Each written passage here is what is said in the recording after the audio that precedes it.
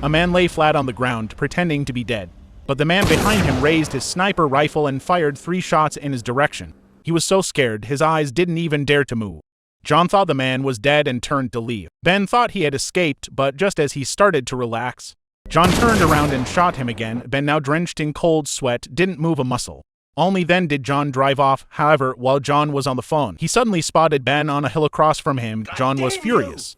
He quickly set up his sniper rifle and fired at him. Ben panicked and scrambled to hide, eventually ducking behind a rock, disappearing from John's sight. But John wasn't about to give up. He immediately drove after him. Meanwhile, Ben was climbing toward a cave. He remembered there was water there. But when he reached it, he found the cave dry. He was completely hopeless. What was worse was that John was already there, threatening him with a loudspeaker to come down.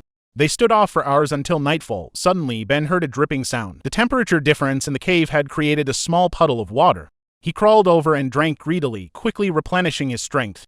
With the cover of darkness, he crawled out of the cave. He immediately hid behind a rock. Later, when John went to relieve himself, Ben quietly slipped into John's car, grabbed a jacket, and quickly shut the door.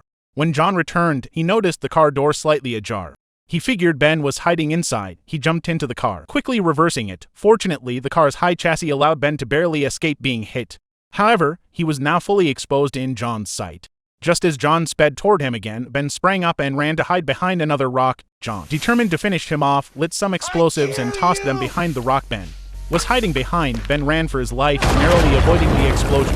But John wasn't done. He pulled out the sniper rifle and began firing wildly. Then, unexpectedly, John's gun jammed. Seeing his chance, Ben grabbed a slingshot and rushed forward. Hitting John squarely on the head, John immediately collapsed, knocked unconscious. Then Ben dragged John to the police station, where he was handed over to face justice.